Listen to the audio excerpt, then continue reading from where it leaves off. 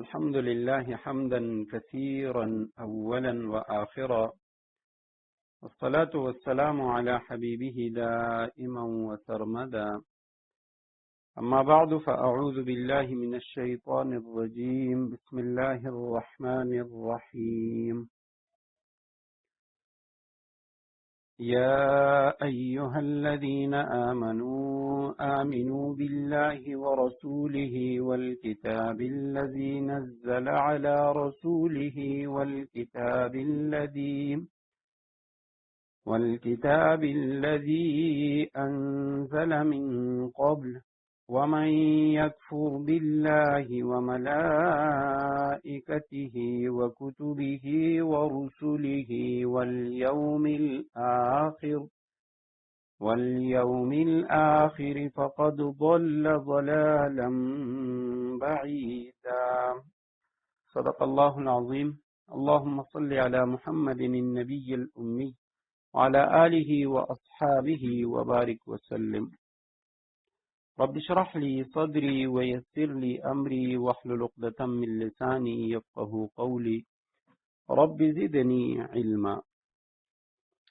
اللهم أرنا الحق حقا وارزقنا اتباعه، وأرنا الباطل باطلا وارزقنا اجتنابه. سورہ نساء 20ویں رکوع کی آیت کریمہ کا نمبر ہے 136. یا ایھا الذین آمنوا، اے ایمان والو، آمنو باللہ، اللہ پر ایمان رکھو، ورسولہ، اور اس کے رسول پر، والکتاب الذی، اور اس کتاب پر، نزل علی رسولہ، جو اللہ نے اپنے رسول پر اتاری ہے، والکتاب الذی انزل من قبل، اور ہر اس کتاب پر جو اس نے پہلے اتاری تھی، ومن یکفر باللہ، اور جو شخص اللہ کا انکار کرے گا، وملائکتہ، اس کے فرشتوں کا، وکتبہ، اس کی کتابوں کا، ورسولہ، اس کے رسولوں کا، والیوم الآخر، اور یوم آخرت کا، قیامت کے دن کا، فقد ضل ضلالا بعیدا، وہ بھٹک کر گمراہی میں بہت دور جا پڑا ہے۔ اس آیت کریمہ سے پہلے ایک آیت کریمہ 20ویں رکوع کی ہم پڑھ چکے ہیں، اور اس رکوع کا ماقبل کے ساتھ ربط وہ یہ ہے کہ اس سے پہلے عورتوں کے حوالے سے جو احکامات ہیں ان کا ذکر تھا، اور ان کے درمیان عدل و انصاف کا ذکر تھا، کہ جس میں فرمایا وَلَن تَسْتَطِيعُوا أَن تَعْدِلُوا بَيْنَ النِّسَاءِ، ظاہری جو چیزیں ہیں ان کے اندر انصاف تم پر لازم ہے، البتہ دلی جو کیفیات ہیں، قلبی کیفیات، تو ان میں عدل و انصاف وہ لازم نہیں ہے۔ تو اب اس رکوع کے اندر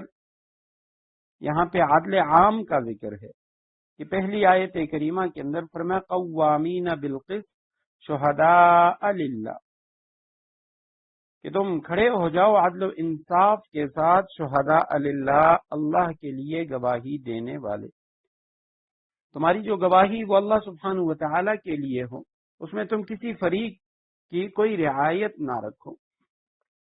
تو سب سے پہلے تو عدل و انصاف کا تذکرہ تھا، اور میں بتا چکا ہوں کہ دنیا میں انبیاء کرام علیہم السلام اور آسمانی کتابیں بھیجنے کا جو اصل مقصد وہ عدل و انصاف کا قیام ہے،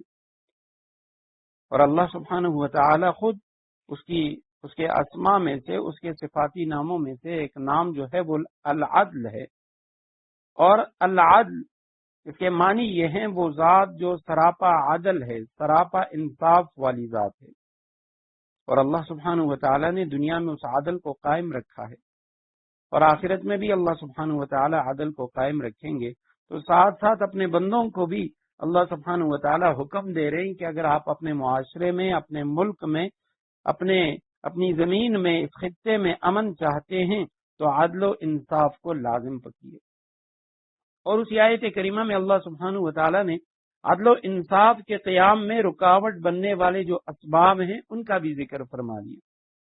کہ کچھ ایسی چیزیں ہیں، ایسے اسباب ہیں کہ جو اکثر عدل و انصاف کے قیام میں رکاوٹ بن جاتے ہیں۔ تو اب ان میں سے ایک چیز جو ہے وہ کسی کی محبت قرابت یا دوستی، تعلق وغیرہ، جس کا یعنی تقاضا یہ ہے کہ اس کے دل میں یہ بات ہوتی ہے کہ وہ گواہی ان کے موافق دے اور ان لوگوں کو نقصان سے بچائے، ان کو نفع پہنچے۔ تو پہلی چیز وہ کسی کی محبت، قرابت داری، دوستی، یہ جو تعلق ہیں، اس حوالے سے فرمائے کہ وَلَوْ عَلَىٰ أَنفُسِكُمْ أَوِ الْوَالِدَيْنِ وَالْأَقْرَبِينَ، جو بھی ہے تمہاری ذات کے خلاف ہو، تمہارے والدین کے خلاف ہو، تمہارے قریبی رشتہ داروں کے خلاف ہو، لیکن گواہی وہ سچی گواہی دو۔ اور دوسری چیز فرمائے کہ کسی کی عداوت و دشمنی، وہ یعنی تمہیں کسی کے خلاف گواہی دینے پر آمادہ نہ کرے۔ یہاں اس آیت کریمہ میں تو اس کا ذکر نہیں ہے، لیکن اسی آیت کے ذیل میں ہم سورہ مائدہ کی جو آیت نمبر 8 ہے اس پہ گفتگو کر چکے ہیں کہ یہ آیت اور اس آیت میں کوئی فرق نہیں ہے، البتہ اس میں کچھ کلمات وہ زیادہ ہیں، اور وہ یہ ہیں کہ لا یجرمنکم شنآن قوم علی الا تعدلوا، کسی قوم کا بغض، کسی قوم کی عداوت وہ تمہیں مجبور نہ کریں علی الا تعدلوا کہ تم راہ عدل کو چھوڑ دو۔ اعدلوا هو اقرب للتقوی، فرمایا عدل و انصاف سے کام لو، یہ تقوی کے زیادہ قریب ہے۔ تو اللہ سبحانہ و تعالیٰ نے ان دو چیزوں کا ذکر، ایک کسی کی محبت و قرابت داری، وہ عدل و انصاف کے قیام میں رکاوٹ نہ بنے، اور دوسری کسی کی عداوت و دشمنی، ان دونوں چیزوں کو عدل و انصاف کے راہ میں حائل نہ ہونے دیں۔ اور دونوں آیت کریمہ میں اگرچہ لفظوں کے حوالے سے بھی کوئی زیادہ فرق نہیں ہے، سوائے اس کے کہ یہاں اس آیت کریمہ میں فرمایا قوامین بالقسط شہداء للہ، اور وہاں سورہ مائدہ میں وہاں فرمایا قوامین للہ شہداء بالقسط۔ یہاں قوامین کے بعد قسط ہے اور شہداء کے بعد للہ کا لفظ ہے، وہاں قوامین للہ، للہ کا لفظ پہلے ہے اور شہداء کے بعد بالقسط کا لفظ ہے، اور معنی کے لحاظ سے اس میں کوئی فرق نہیں ہے، یعنی ایک میں قسط کو قائم کرنے، عدل کو قائم کرنے اور اللہ کے لیے گواہی دینے کا ذکر ہے، اور دوسری آیت کریمہ میں بھی وہی دو چیزیں ہیں، صرف عنوان بدل کے کہ اللہ کے لیے قیام اور شہادت گواہی وہ عدل و انصاف پر دینے کا ذکر ہے۔ تو حضرات مفسرین کرام انہوں نے فرمایا کہ یہ جو عنوان کا تغیر ہے، اس سے یہ معلوم ہوا کہ یہ دونوں چیزیں دراصل ایک ہی حقیقت کی دو تعبیریں ہیں، کہیں قیام بالقسط شہادت للہ سے اسے تعبیر کیا گیا، اور کہیں قیام للہ اور شہادت بالقسط کے الفاظ سے اسے بیان کیا گیا۔ اور اس کے بعد دوسری جو آخر میں فرمایا کہ اگر وہ مالدار ہیں یا غریب ہیں، جو بھی ہیں، تو تم ان کی مالداری کو یا غربت کو نہ دیکھو، اور یہ ان کی مالداری یا غربت وہ بھی عدل و انصاف کے راہ میں آڑے نہ آئے۔ فاللہ اولا بہما، اللہ ان دونوں کا بہترین خیر خواہ ہے، اللہ تم سے زیادہ ان کے قریب ہے، یا دوسرا معنی کہ اللہ تعالیٰ دونوں سے زیادہ اس کا مستحق ہے کہ تم اس کا لحاظ رکھو۔ فلا تتبعوا الہوی ان تعدلوا، خواہش نفس کی پیروی نہ کرو انصاف کرنے میں۔ فلا تتبعوا الہوی ان تعدلوا، خواہش نفس کی پیروی نہ کرو انصاف کرنے میں۔ اب یہاں چونکہ اگر ظاہری طور پہ ہم اس کے معنی کو دیکھیں گے، فلا تتبعوا الہوی، لفظی معنی اس کا یہ ہوگا کہ تم اتباع نہ کرو خواہش نفس کی، ان تعدلوا کہ تم عدل کرو، تو معنی یہ مراد نہیں ہے۔ بعض حضرات انہوں نے تو اس کا معنی یہ کیا ہے کہ ایسی نفسانی خواہش کے پیچھے نہ چلنا جو تمہیں انصاف سے روکتی ہوں۔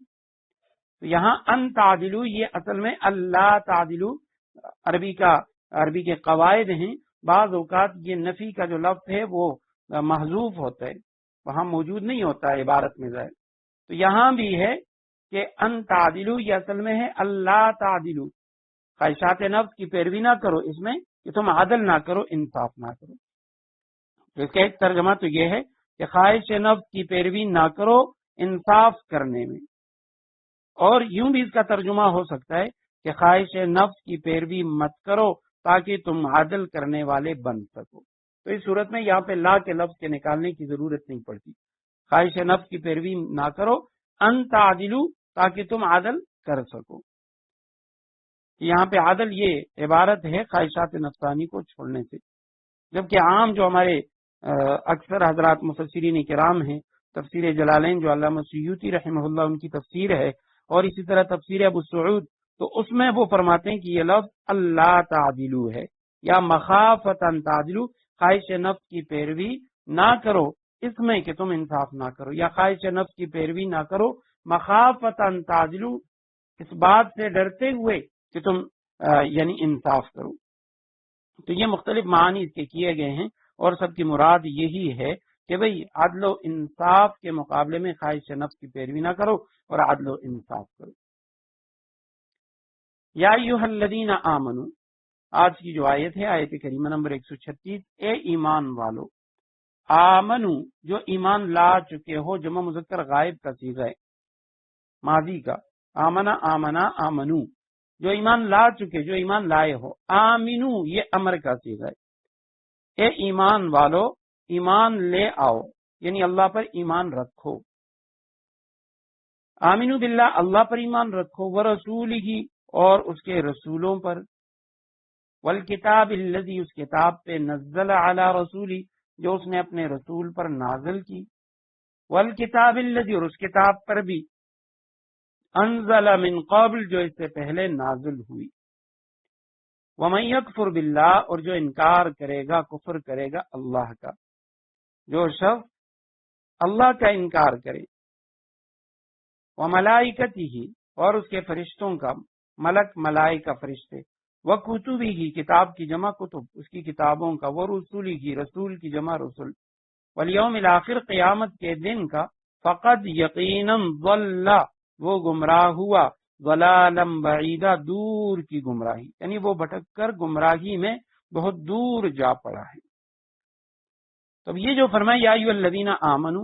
اے ایمان والو ایمان لے آؤ، اب اس کا کیا مطلب ہے کہ ایمان والوں سے کہا جا رہا ہے ایمان لاؤ؟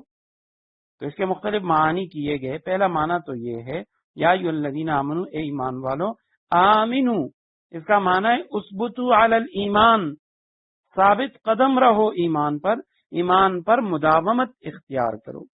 اس کا پہلا معنی وہ یہ ہے کہ ایمان پر ثابت قدمی اختیار کرو، اور دوسرا معنی بعض حضرات نے کیا یا ایھا الذین آمنو آمنو، فرمایا یہ خطاب ان لوگوں سے ہے جو کلمہ اسلام پڑھ کر اجمالاً تو ایمان لا چکے ہیں، ان کو تاکید ہو رہی ہے کہ اجمالی کے بعد تفصیلی ایمان لے آؤ۔ مولانا عبد الماجد دریابادی رحمہ اللہ انہوں نے یہ تشریح کی کہ جو اجمالی ایمان تم لائے ہو کہ میں اللہ کو مانتا ہوں، تو اللہ کو ماننے کے ساتھ ساتھ یہ جو باقی چیزیں ہیں، فرشتے ہیں، رسول ہیں، آسمانی کتابیں، اور ان سب پہ ایمان لانا یہ بھی ضروری ہے۔ تو فرمایا اجمالی ایمان کے بعد تفصیلی ایمان لے آؤ۔ اور بعض حضرات وہ فرماتے ہیں یا ایھا الذین آمنو اے ایمان والو، یعنی وہ لوگ جو ایمان لائے من قبل بالانبیاء، اس سے پہلے انبیاء کو ماننے والے اہل کتاب یہود و نصارہ، ان سے کہا جا رہا ہے کہ جو پہلے انبیاء پر ایمان لا چکے ہیں، آمنو بمحمد تم ایمان لاؤ محمد صلی اللہ علیہ وسلم پر، یعنی اللہ پر اور اس کے رسول پہ، تو رسول سے مراد محمد صلی اللہ علیہ وسلم ہے۔ اور بعض حضرات نے یہ تفسیر بھی کی ہے کہ اے ایمان والو آمنو یعنی اظہر الایمان بالسنتی، کہ ایمان کو اپنی زبانوں پہ ظاہر کرو، جو دل میں ایمان لا چکے ہو تو ایمان کو ظاہر بھی کرو،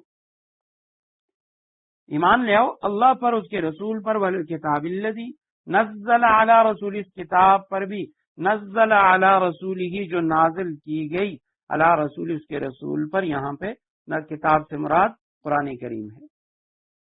کہ جو کتاب نازل کی گئی رسول اللہ صلی اللہ علیہ وسلم پہ، والکتاب الذی انزل من قبل اور اس کتاب پر بھی جو کتاب اس سے پہلے نازل کی گئی۔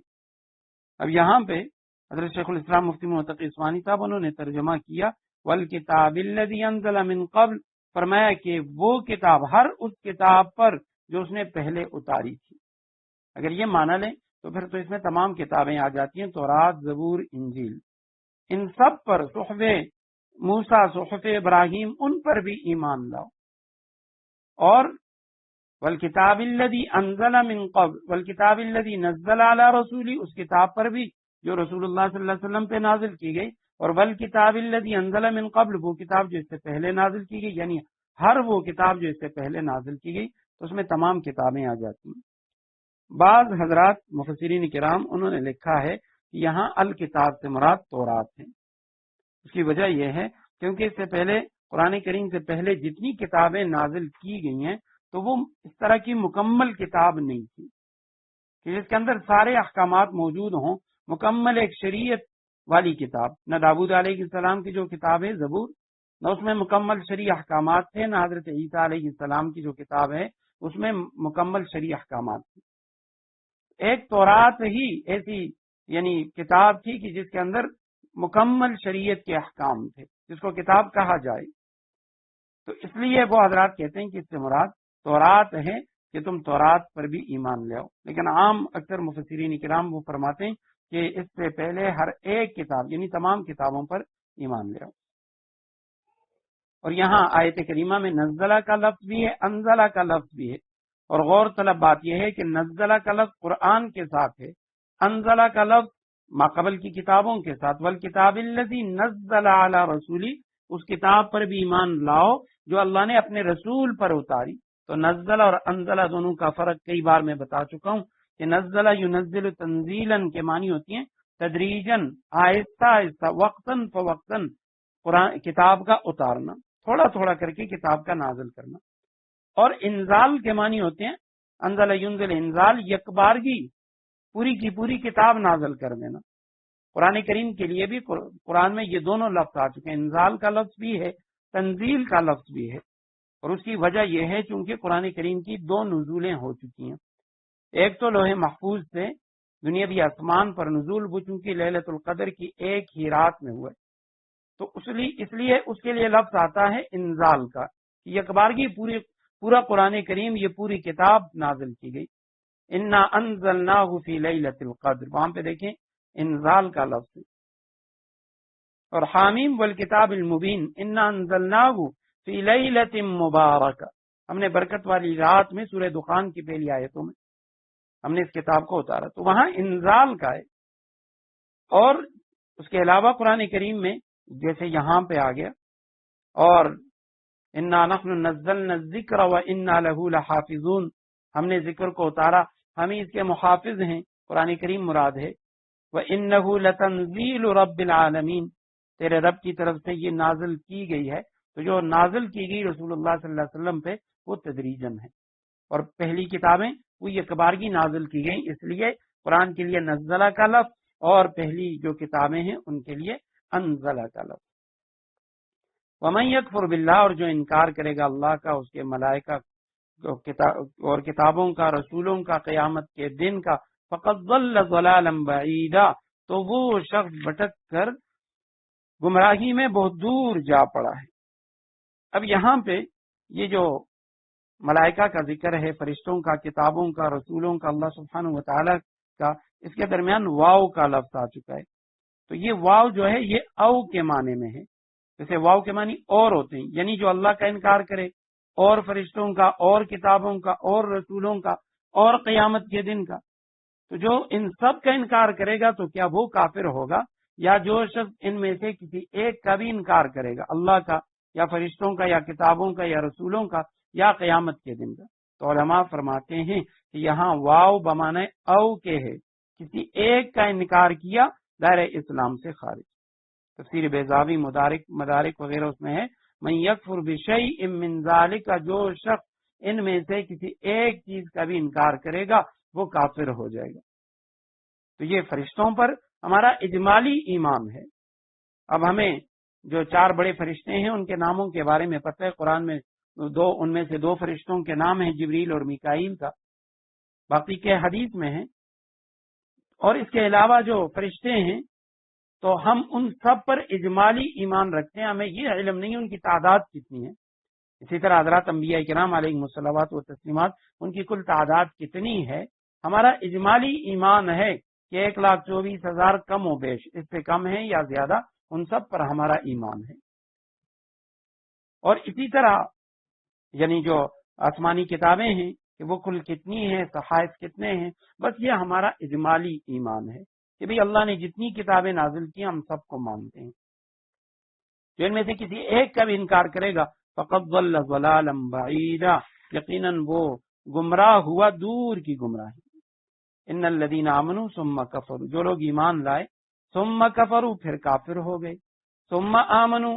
پھر ایمان لائے، ثم کفروا پھر کافر ہو گئے، ثم ازدادوا کفرا پھر کفر میں بڑھتے ہی چلے گئے. لم یکن اللہ لیغفر لهم، اللہ ان کو بخشنے والا نہیں ہے. ولا لیہدیہم سبیلا، ولا لیہدیہم سبیلا، اور نہ انہیں راستے پر لانے والا ہے. ان الذین کفروا، بے شک وہ لوگ جنہوں نے کفر اپنا لیا. ان الذین آمنوا، بے شک وہ لوگ جو ایمان لائے، ثم کفروا پھر اس کے بعد انہوں نے کفر اختیار کیا، ثم آمنوا پھر ایمان لائے، ثم کفروا یہ دونوں جمع مذکر غائب کے صیغے ماضی کے. ثم ازدادوا، ازداد یزداد ازدیادن کے معنی بڑھنا، زیادہ ہونا، پھر وہ یعنی بڑھتے ہی چلے گئے، زیادتی ہوئی کفرن ان کے کفر میں. لم یکن اللہ، نہیں ہے اللہ، لیغفر لہم کہ ان کی مغفرت کرے، انہیں بخش دے، ولا اور نہیں لیہدیہم سبیلا کہ ان کو سیدھے راستے پر ان کی رہنمائی کرے، انہیں راستے پر لانے والا بھی نہیں ہے. تو وہ لوگ جو ایمان لائے پھر کفر کیا پھر ایمان، اس سے کون مراد ہیں؟ تو اس میں بھی حضرات مفسرین کرام انہوں نے مختلف ان کے اقوال ہیں، مختلف لوگوں کا ذکر کیا ہے. تو بعض حضرات وہ فرماتے ہیں کہ اس سے مراد منافق ہیں. پہلا قول یہ ہے کہ اس سے مراد وہ منافق ہیں کہ جو ایمان لاتے ہیں، رسول اللہ صلی اللہ علیہ وسلم پہ منہ سے کلمہ پڑھ لیتے ہیں، اس کے بعد جا کے پھر کفر اختیار کر لیتے ہیں، کافروں سے کہتے ہیں ہم تو تمہارے ساتھ ہیں. پھر آتے ہیں رسول اللہ صلی اللہ علیہ وسلم کی مجلس میں ایمان کا اقرار کرتے ہیں، پھر ادھر جا کے اپنے شیاطین کے پاس جاتے ہیں تو پھر کفر اختیار کر لیتے ہیں. تو ایسے لوگوں کے متعلق اللہ سبحانہ و تعالیٰ فرماتے ہیں اس کے بعد پھر وہ ایمان نہیں لائے بلکہ کفر ہی ان کا بڑھتا چلا گیا تو اللہ ان کی مغفرت نہیں کرے گا، کیونکہ ان کی موت وہ کفر ہی پہ ہو گئی. اور نہ جو شخص بار بار اس کے سامنے ایمان پیش کیا جاتا ہے وہ ایمان کو پڑھ لیتا ہے، اسلام کے بارے میں پڑھ لیتا ہے، اور اس کے باوجود وہ کفر اختیار کرتا ہے، تو اس کفر کو کفر اختیاری کہا جاتا ہے کہ خود بذات خود اس نے اپنے لیے کفر کو پسند کیا. تو جب پسند کر لیا تو اللہ سبحانہ و تعالیٰ پھر ایسے شخص کو سیدھا راستہ بھی نہیں دکھاتا. دوسرا قول یہ ہے کہ اس سے مراد مرتدین ہیں، جو لوگ مرتد ہوئے پھر ایمان لائے پھر مرتد ہوئے اور پھر ارتداد ہی کی حالت میں ان کی زندگی گزری، تو ایسے لوگوں کو نہ اللہ معاف کریں گے اور نہ انہیں اللہ سبحانہ و تعالیٰ پھر دوبارہ کلمے کی توفیق نصیب فرماتے ہیں. تیسرا قول یہ ہے کہ اس سے مراد یہود ہیں. اگر یہود ہوں تو پھر اس کا مطلب یہ ہے کہ یہودی وہ حضرت موسیٰ علیہ السلام پر ایمان لائے، اس کے بعد عزیر علیہ السلام کا انکار کیا، اور پھر حضرت عزیر علیہ السلام پر بھی ایمان لے آئے، اور حضرت عیسیٰ علیہ السلام کا انکار کیا یہودیوں نے، اور پھر اپنے کفر میں بڑھتے چلے گئے، حضرت محمد صلی اللہ علیہ وسلم کا انکار کیا. فرمایا لم یکن اللہ لیغفر لہم، اللہ سبحانہ و تعالیٰ ایسے لوگوں کو معاف کرنے والا نہیں. مطلب یہ ہے کہ ان کے بار بار کفر کی طرف لوٹنے سے ان کی جو توفیق حق ہے وہ سلب ہو جاتی ہے، اور آئندہ انہیں توبہ کرنے ایمان لانے کا موقع ہی نصیب نہیں ہوگا. ورنہ اللہ سبحانہ و تعالیٰ وہ یعنی ایسے نہیں ہے کہ کوئی شخص وہ کافر ہو جائے یا مرتد ہو جائے اور اس کے بعد وہ اسلام قبول کرنا چاہے، توبہ کرنا چاہے، تو اللہ سبحانہ و تعالیٰ اس کی توبہ کو قبول نہ کریں. اللہ سبحانہ و تعالیٰ توبہ قبول کرتے ہیں، لیکن جو شخص خود کفر کو اختیار کرے اور کفر ہی میں آگے بڑھتا چلا جائے تو اللہ سبحانہ و تعالیٰ اس کے متعلق فرما رہے ہیں کہ نہ اللہ انہیں معاف کرے گا اور نہ اللہ سبحانہ و تعالیٰ انہیں سیدھا راستے پہ لائے گا. بشر المنافقین بأن لهم عذابا علیما، منافقوں کو یہ خوشخبری سنا دو کہ ان کے لیے ایک دکھ دینے والا عذاب تیار ہے. منافقوں کو یہ خوشخبری سنا دو. بشر امر کا صیغہ، المنافقین منافق کی جمع، منافقوں کو خوشخبری سناؤ. بأن لهم کہ ان کے لیے ہے عذابا عذاب، علیما دکھ دینے والا. تکلیف دینے والا، علم تکلیف کو کہا جاتا ہے، تو ان کے لیے تکلیف دینے والا، دکھ دینے والا عذاب وہ اللہ سبحانہ و تعالیٰ نے تیار کر رکھا ہے۔ تو یہاں عذاب کا ذکر ہے اور اس کے ساتھ بشارت کا ذکر ہے کہ ان کو عذاب علیم کی خوشخبری سنا دیجئے۔ تو علماء نے لکھا یہاں یہ جو خوشخبری کا لفظ ہے تبشیر، بشارت، تو یہ انذار کے معنی میں آیا ہے، یعنی طنز کے طور پہ یہ لفظ استعمال ہوا ہے، اور ایسے کلام کو صنعت تعریض کہا جاتا ہے، یعنی ان کے اوپر طنز کیا جا رہا ہے کہ تمہارے لیے خوشخبری ہے کہ تمہارے لیے اللہ سبحانہ و تعالیٰ نے دردناک عذاب تیار کر رکھا ہے۔ جیسے دنیا میں کوئی شخص بار بار اسے نصیحت کی جاتی ہے، کوئی بچہ وہ پڑھتا نہیں ہے، بار بار اسے نصیحت کی جاتی ہے، سمجھایا جاتا ہے کہ بھئی پڑھو پڑھو، خدا نخواستہ امتحان دیتے اور فیل ہو جاتا ہے، تو پھر والدین یا اس کے بڑے وہ کہتے ہیں کہ جی تمہارے لیے خوشخبری ہے، تو یہ بطور طنز کہا جاتا ہے۔ تو اسی طرح یہاں بھی منافقین سے کہا جا رہا ہے کہ تمہاری خوشخبری ہے تمہارے لیے، یعنی آپ ان کو خوشخبری سنا دیجئے ایسے عذاب کی۔ الذین یتخذون الکافرین اولیاء من دون المؤمنین ایبتغون عندهم العزۃ فإن العزۃ للہ جميعا۔ الذین، وہ لوگ، منافق، یتخذون الکافرین،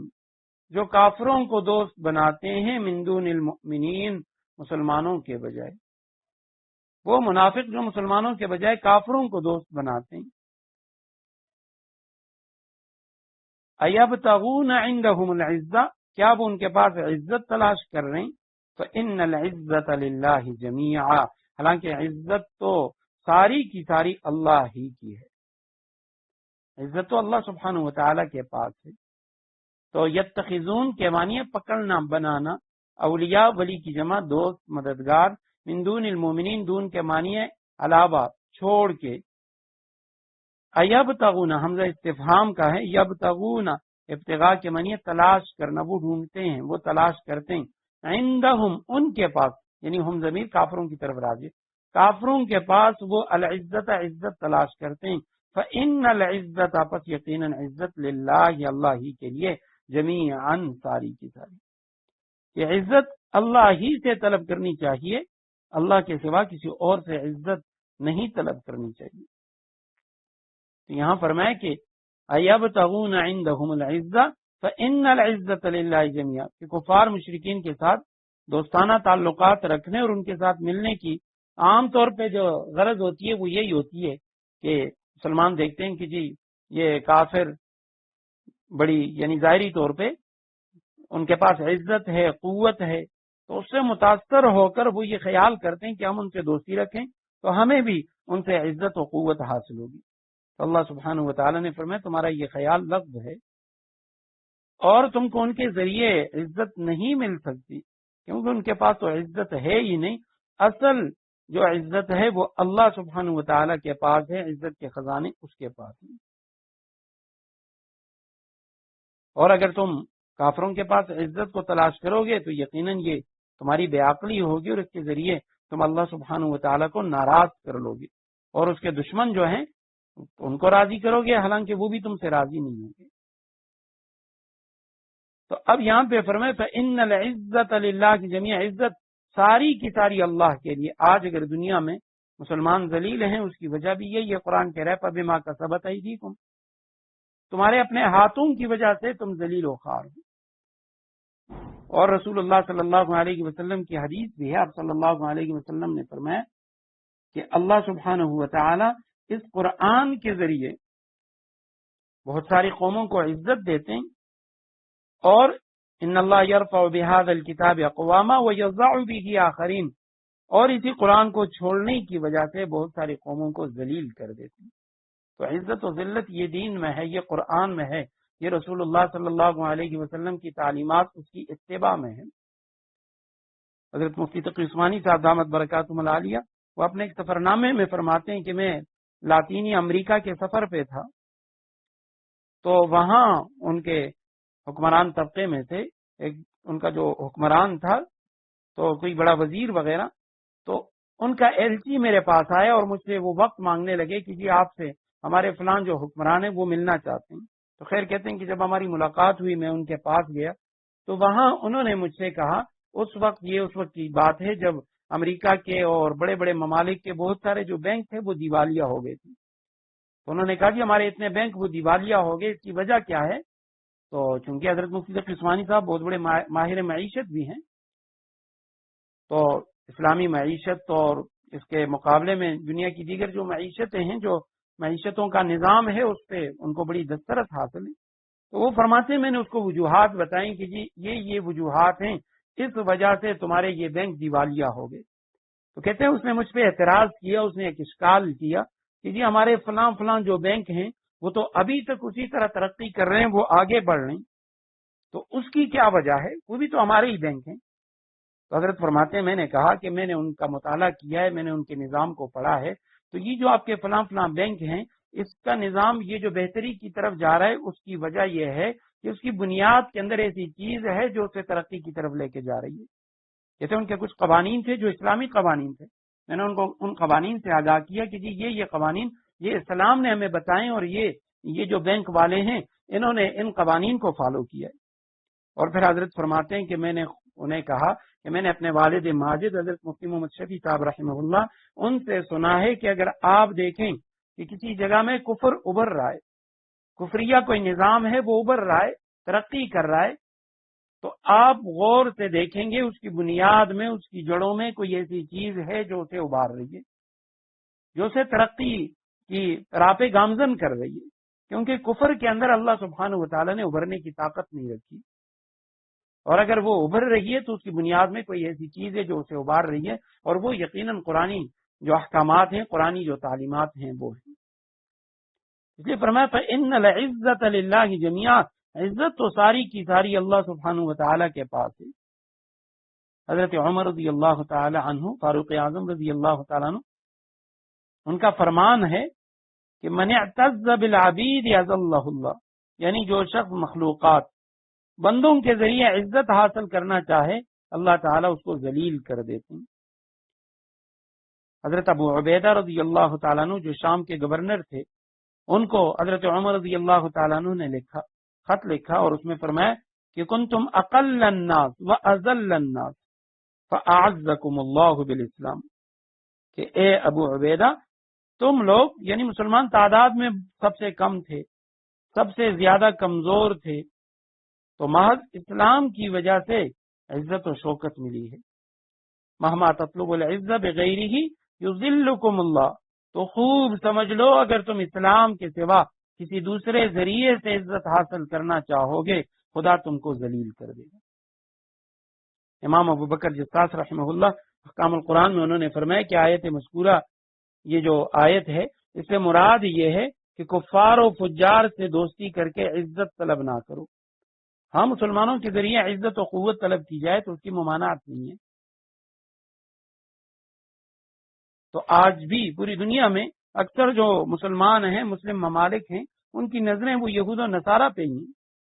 کہ جی ہم فلاں بلاک کے اندر اگر چلے جائیں گے تو ہمیں بڑی عزت ملے گی، ہمارا ملک ترقی کرے گا، یہ ہوگا یہ ہوگا، اور اس کے مقابلے میں اسلامی جو ممالک ہیں تو ان سے کوئی دوستی نہیں ہے، کوئی تعلق نہیں ہے۔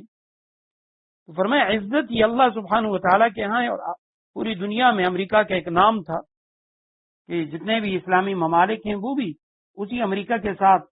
جو دوستی کی پینگیں ہیں وہ بڑھا رہے تھے، اور ہر ایک اس کا یہ خیال تھا کہ جی امریکہ کے ساتھ ہماری دوستی ہوگی تو ہماری بڑی عزت ہوگی، اور اگر کسی ملک کا وزیر اعظم یا صدر وہ اگر امریکہ کا دورہ کرتا ہے یا امریکہ کا صدر اس کے ملک میں جاتا ہے تو وہ بڑے اس پہ فخر کیا کرتے تھے۔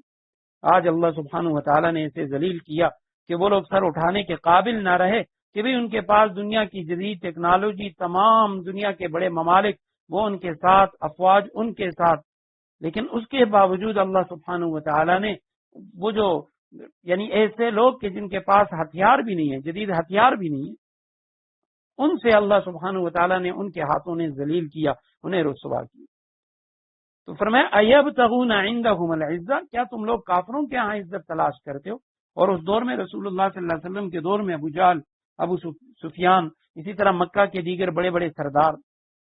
تو لوگوں کے ذہن میں یہی باتیں تھی کہ جی یہ تو بڑے سردار ہیں، یہ رئیس ہیں، لہٰذا ان سے ہماری دوستی ہونی چاہیے، اگر ان سے دوستی ہوگی تو ہماری عزت ہوگی۔ تو اللہ سبحانہ و تعالیٰ نے انہیں ذلیل کیا، رسوا کیا، اور عزت اگر ملی رسول اللہ صلی اللہ علیہ وسلم کے صحابہ میں سے تمام صحابہ ان کا تو بڑا مقام ہے، لیکن وہ صحابہ کہ جو غلام تھے، جو کسی اور کے نوکر تھے، جن کا کوئی نام نہیں تھا، نہ خوبصورتی تھی، نہ ان کے پاس کوئی یعنی حسب و نسب تھا، کچھ بھی نہ تھا، اللہ سبحانہ و تعالیٰ نے وہ عزت عطا فرمائی کہ رہتی دنیا تک ان کا نام باقی رہی۔ صحابہ کرام میں سے ایک صحابی، ان کا واقعہ آتا ہے کہ وہ یعنی غلام ہیں اور مدینہ منورہ کی ایک خاتون، مدینہ منورہ کے ایک تاجر شام کی طرف گیا ہوا تھا تجارتی قافلے کے ساتھ، سامان خریدا، سامان خریدنے کے بعد اسے غلام کی ضرورت تھی، تو وہاں اسے ایک غلام ملا جو انتہائی سستے داموں وہ بک رہا تھا، انہوں نے خرید لیا، اور جب مدینہ آئے تو مدینہ آنے کے بعد انہوں نے وہاں پہ بازار میں ان کا سامان پہنچا تو کہتے ہیں وہ سارا سامان بک گیا، فروخت ہو گیا۔ اب اسے غلام کی بھی ضرورت نہیں تھی، تو اس نے آواز لگائی میں غلام بھی بیچنا چاہتا ہوں، کوئی شخص خریدنے کے لیے تیار نہ ہوا، تو کہتے ہیں اس نے غلام سے کہا تم مدینہ کے بازار میں دن کو کھڑے رہو، شام تک اگر کوئی خریدار آئے تو اس کو لے کے میرے گھر لے آؤ، میں تمہارے پاس یہاں کھڑا نہیں ہوگا۔ تو کہتے ہیں 3 دن تک وہ غلام مدینہ کے بازار میں کھڑا رہا، جب بھی کوئی گاہک آتا وہ اس کو دیکھتا تو شکل و صورت وہ بھی اتنی اچھی نہیں ہے، اور ہے بھی لاغر کمزور، پوچھتے تعلیم کچھ بھی نہیں ہے، کوئی ہنر جانتے ہو وہ بھی نہیں جانتا۔ تو انہوں نے کہا یہ غلام ہمارے کس کام آئے گا؟ تو ہر ایک شخص وہ انکار کر دیتا۔ آخر مدینہ منورہ کی ایک خاتون تھی تاجر، جب اسے پتا چلا کہ 3 دنوں سے مدینہ کے بازار میں ایک شخص کھڑا ہے اور کوئی اسے خریدنے کے لیے تیار نہیں ہے، اور مالک اس نے کہا ہے کہ تم ادھر ہی کھڑے رہو، یہ رسول اللہ صلی اللہ علیہ وسلم کی ہجرت سے پہلے کا واقعہ ہے، تو کہتے ہیں اس عورت نے خرید لیا۔ پھر مکہ مکرمہ کا ایک تاجر جو مدینہ گیا ہوا تھا، وہاں اس تک یہ بات پہنچی، تو ابو حذیفہ اس کا نام تھا، تو اسے کسی نے کہا کہ اس طرح فلاں جو عورت ہے اس نے غلام خریدا ہے جو 3 دن تک مدینہ کے بازار میں کھڑا رہا۔ تو چونکہ جاہلیت کا دور تھا تو انہوں نے جب اس خاتون کے بارے میں سنا تو انہوں نے وہاں شادی کا پیغام بھیجا، خود بھی تاجر تھے، اب رشتہ ہو گیا اور شادی ہو گئی، اس کے بعد اپنی بیوی کو، غلام کو لے کے مکہ آ گئے۔ اب اس غلام کا کوئی کام نہیں ہے، ہنر نہیں ہے، تعلیم نہیں ہے، شکل و صورت بھی نہیں ہے، تو کہتے ہیں سارا دن فارغ ہوتا۔ رسول اللہ صلی اللہ علیہ وسلم کی اب مکہ میں بعثت ہو چکی ہے، آپ صلی اللہ علیہ وسلم لوگوں کو دعوت دیتے ہیں، تو جہاں آپ صلی اللہ علیہ وسلم دعوت دیتے وہ غلام وہاں کھڑا ہو جاتا، اور کہتے ہیں میں رسول اللہ صلی اللہ علیہ وسلم سے 1-2 جو قرآن کی آیتیں وہ یاد کر لیتا۔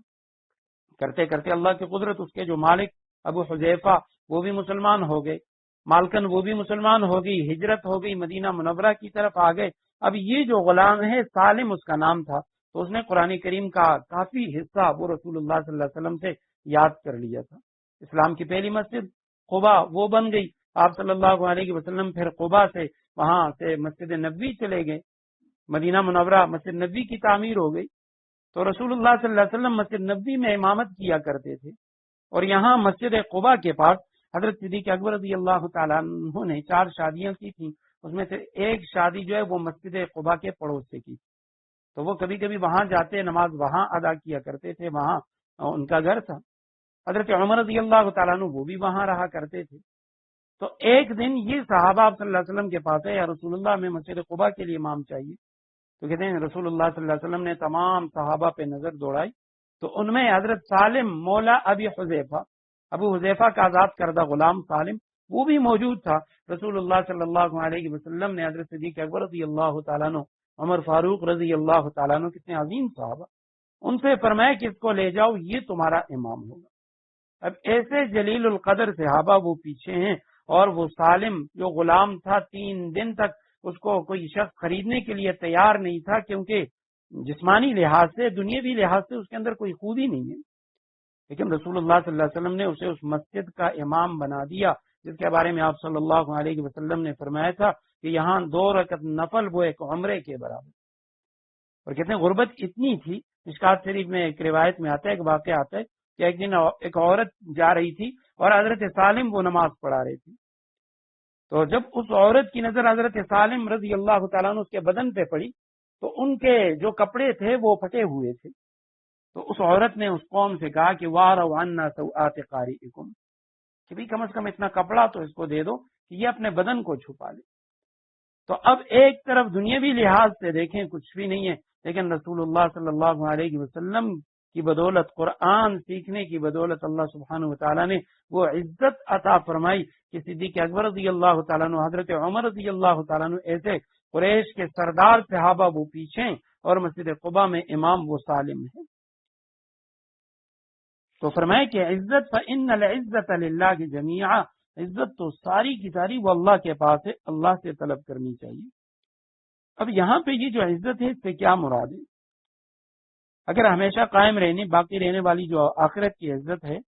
تو لازماً وہ تو رسول اللہ صلی اللہ علیہ وسلم اور مومنین کے ساتھ یہ واضح ہے، اس میں تو کوئی شک نہیں کہ وہ آپ صلی اللہ علیہ وسلم ہی کی ہے اور مومنوں کو ملے گی،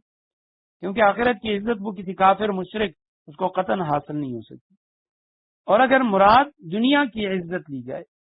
کہ بھئی دنیا میں جو عزت ہے وہ اللہ سبحانہ و تعالی نے یعنی اللہ ہی کے پاس ہے اور اللہ جسے چاہتا ہے دیتا ہے، تو علماء نے لکھا کہ بھئی یعنی عزت و غلبہ یہ آخر میں اسلام اور مسلمانوں ہی کا حق ہے کہ جب تک مسلمان صحیح معنی میں مسلمان رہے، دنیا نے یعنی اس کا آنکھوں سے مشاہدہ کیا کہ بھئی پوری دنیا پہ رسول اللہ صلی اللہ علیہ وسلم کا دین کتنی جلدی پھیلا، صحابہ کرام نے کس طریقے سے خلافت کی، امامت کی، اور قیامت کے قریب حضرت عیسیٰ علیہ السلام وہ آئیں گے تو امامت و قیادت اس وقت بھی مسلمانوں کے پاس ہوگی، غلبہ مسلمانوں ہی کا ہوگا۔ اب یہ جو درمیان میں عبوری جو دور ہے اس میں مسلمانوں کے ایمان کے کمزور ہونے کی وجہ سے اور گناہوں میں مبتلا ہونے کی وجہ سے ان کے اندر یہ کمزوری پیدا ہو گئی اور وہ جو عزت اللہ سبحانہ و تعالیٰ نے رکھی ہے وہ بظاہر نظر نہیں آ رہی۔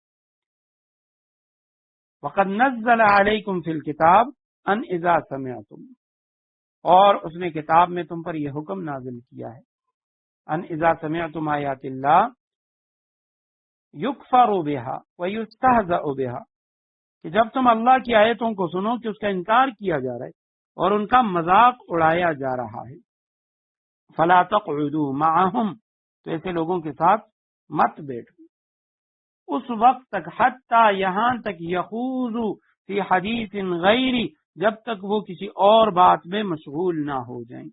انکم اذا مثلہم، ورنہ تم بھی انہی جیسے ہو جاؤ گے، ان اللہ جامع المنافقین، یقین رکھو کہ اللہ تمام منافقوں کو، والکافرین، اور کافروں کو، فی جہنم جمیعا، جہنم میں اکٹھا کرنے والا ہے۔ وقد نزل علیکم، یہاں بھی نزلہ کا لفظ کہ اللہ سبحانہ و تعالیٰ نے نازل کیا تدریجاً تم پہ، فی الکتاب، کتاب میں، اس نے کتاب میں تم پر یہ حکم نازل کیا ہے، ان یہ کہ اذا سمعتم، جب تم سنو، لفظی معنی جب تم سنو، یعنی اس کا جو ترجمہ ہے وہ یہ بھی ہو سکتا ہے کہ جب تم دیکھو کسی مجلس کے اندر آیات اللہ، کہ اللہ کی آیتوں کے ساتھ تم سنو یا دیکھو، یکفر بہا، اس کا انکار کیا جا رہا ہے، مجہول کا صیغہ، ویستہزأ، استہزاء، مذاق اڑایا جا رہا ہے اس کا، کہ اللہ کی آیتوں کا انکار کیا جا رہا ہے، اس کا مذاق اڑایا جا رہا ہے، فلا تقعدوا، پس تم مت بیٹھو، معہم، ان کے ساتھ، ایسے لوگوں کے ساتھ مت بیٹھو، نہیں کا صیغہ ہے، حتی یہاں تک، یخوضوا، مضارع جو مذکر غائب کا صیغہ، خاض یخوض کے معنی کسی چیز کے اندر گھس جانا،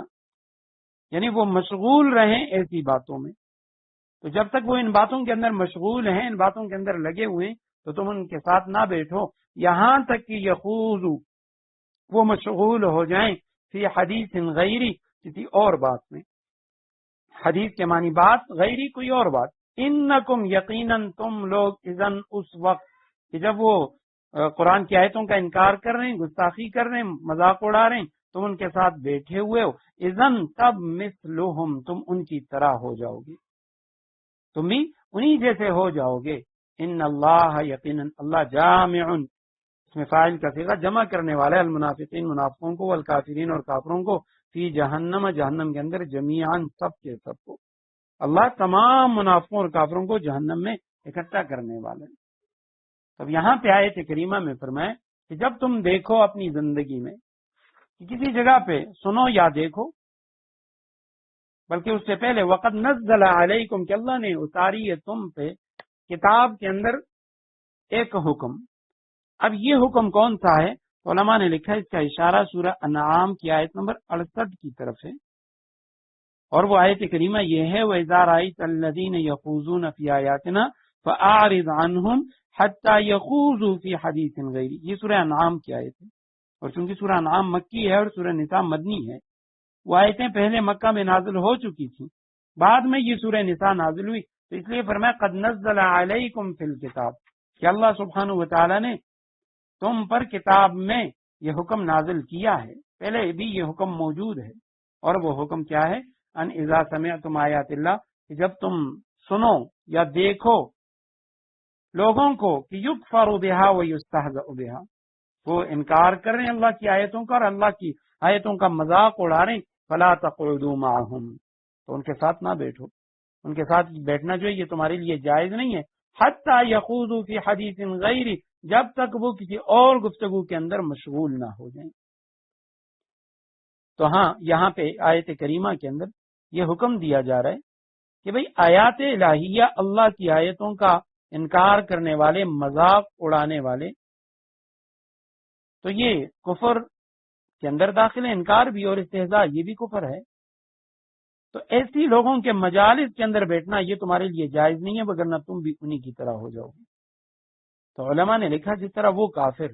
کہ جو مطلقاً قرآن کا انکار کرتے ہیں، اللہ سبحانہ وتعالیٰ کا، اللہ کے رسول کا مذاق اڑاتے ہیں، یا اسی طرح وہ لوگ جو قرآنی آیات کے اندر تحریف معنوی کرتے ہیں، یعنی آیات قرآنی کے ایسے معانی نکالتے ہیں کہ جو رسول کریم صلی اللہ علیہ وسلم، صحابہ کرام رضوان اللہ علیہ مجمعین کی تفسیر کے خلاف ہوں یا اجماع امت کے خلاف ہو۔ یہ جو عبارت میں پڑھ رہا ہوں یہ مفتی محمد شفیع صاحب رحمہ اللہ انہوں نے معرف القرآن میں لکھی ہے کہ اگر رسول اللہ صلی اللہ علیہ وسلم کی تعلیمات کے خلاف، صحابہ کی تفسیر کے خلاف یا اجماع امت کے خلاف قرآن کا کوئی معنی کر رہے ہیں تو یہ سب اس میں داخل ہیں، اور اسی لیے فرمایا عبداللہ ابن عباس رضی اللہ تعالیٰ عنہ سے روایت ہے کہ اس آیت کریمہ کے مفہوم میں وہ لوگ بھی داخل ہیں جو قرآن کی تفسیر غلط کرتے ہیں یا اس میں تحریف کرنے والے یا بدعات نکالنے والی،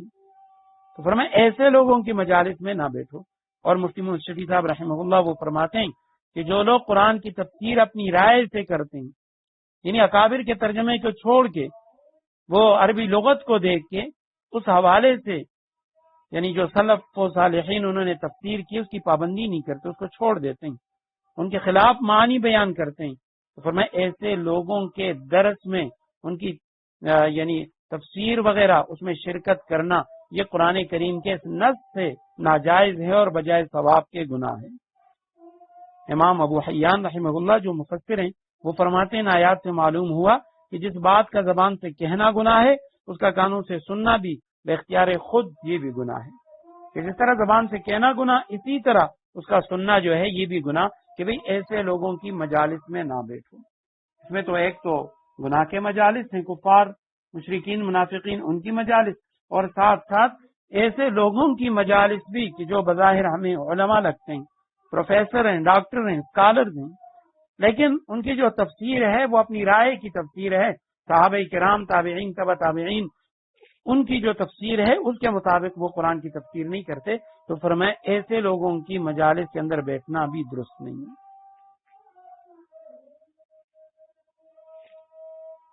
اگر تم ان کی مجالس میں بیٹھو گے انکم اذا مثلہم،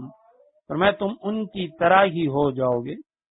کہ جو بروں کی صحبت ہے، بروں کی صحبت اختیار کرنے سے بندہ برا ہو جاتا ہے، اور ایسے لوگوں کی مجالس میں بیٹھنا ہی نہیں چاہیے۔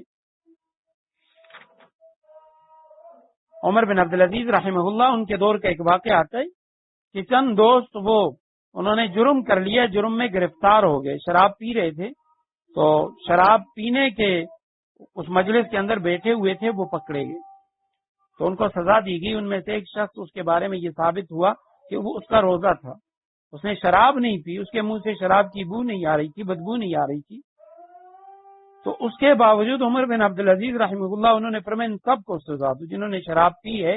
ان کو بھی، اور جس نے نہیں پی روزہ دار تھا لیکن ان کی مجلس میں بیٹھا ہوا تھا ان کو بھی۔ اور وجہ اس کی یہ بتائی کہ رسول اللہ صلی اللہ علیہ وسلم نے فرمایا کہ جو شخص اللہ پر، روز آخرت پر ایمان رکھتا ہے اس کو چاہیے کہ ایسے دسترخوان یا کھانے کی میز پر بھی نہ بیٹھے جہاں شراب کا دور چلتا ہو۔ بہت سارے لوگ وہ ایسی مجالس میں بیٹھتے ہیں، کہتے نہیں جی میں تو نہیں پیتا، میں تو شراب نہیں پیتا، میں تو یہ گناہ نہیں کرتا، تو باقی لوگ وہ کر رہے ہیں وہ خود جانے۔ تو رسول اللہ صلی اللہ علیہ وسلم نے فرمایا کہ جو اللہ پر روز آخرت پر ایمان رکھتا ہے اس کو چاہیے کہ ایسے دسترخوان یا کھانے کی میز پر نہ بیٹھے کہ جہاں شراب کا دور چلتا ہے۔ تو اسی طرح علماء نے لکھا ہے کہ بھئی جہاں کہیں بھی کوئی گناہ کا کام ہوتا ہو تو وہاں نہیں بیٹھنا چاہیے، ان لوگوں سے دوستی نہیں کرنی چاہیے۔ تو اس آیت کریمہ کا خلاصہ یہ ہے کہ چند صورتوں میں کفار کے ساتھ، ان کے ساتھ جو بیٹھنے کی چند صورتیں ہیں، ان میں سے ایک صورت تو یہ ہے کہ ان کی جو کفریہ عقائد ہیں ان پہ راضی ہے، ان کے ساتھ بیٹھتا ہے تو یہ کفر ہے، خود بھی کافر ہے کہ جب یہ ان کو اچھا سمجھ رہے ہیں۔ دوسری صورت یہ ہے کہ ان کے جو کفار ہیں تو اور وہ اس طرح کی کفریہ باتیں کر رہے ہیں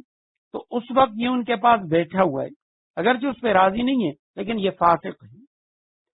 ان کی ان کفریہ باتوں پہ راضی تو نہیں ہے لیکن ان کے پاس بیٹھا ہوا ہے، تو یہ بلا عذر کے اس طرح کرنا یہ فاسق ہو جائے گا، یہ فسق ہے، کبیرہ گناہ ہے۔ تیسری صورت یہ ہے کہ دنیاوی ضرورت کی وجہ سے وہاں مجلس میں، ان کی مجلس میں کسی دنیاوی ضرورت کے لیے جاتا ہے تو یہ جائز ہے، یا تبلیغ کے لیے جاتا ہے تو یہ عبادت ہے،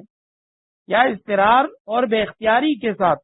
اگر وہاں پہ وہ چلا جاتا ہے یا پہلے سے موجود ہے اور اس طرح کا کوئی معاملہ ہو گیا تو وہ معذور ہے کہ اس کو گناہ نہیں ہوگا۔ الذین یتربصون بکم فإن كان لكم فتح من اللہ قالوا ألم نکم معکم۔ ہاں آیت کریمہ کے آخری ٹکڑے میں فرمایا ان اللہ جامع المنافقین والکافرین فی جہنم جمیعا، یقیناً اللہ سبحانہ وتعالی منافقوں اور کافروں کو سب کو جہنم میں اکٹھا کرنے والے، سب کا جو انجام ہے، آخری سزا وہ جہنم ہے۔ البتہ وہاں ان کے درجات الگ ہوں گے، جو اس کے بعد والے رکوع میں آ رہے ہیں کہ منافق جو ہیں ان کا درجہ وہ کفار سے بھی نیچے ہوگا، ان کو اس سے بھی زیادہ سزا دی جائے گی۔ الذین یتربصون بکم فإن كان لكم فتح من اللہ، اے مسلمانوں یہ وہ لوگ ہیں جو تمہارے انجام کے انتظار میں بیٹھے ہیں۔ فإن كان لكم فتح من اللہ، چنانچہ اگر تمہیں اللہ کی طرف سے فتح ملے، قالوا کہتے ہیں الم نکم معکم، کیا ہم تمہارے ساتھ نہ تھے؟ وإن كان للکافرین نصیب، اگر کافروں کو یعنی فتح میں سے نصیب ہو، فتح نصیب ہو، کچھ حصہ مل جائے تو ان سے کہتے ہیں الم نستحوذ علیکم، کیا ہم نے تم پہ قابو نہیں پا لیا تھا؟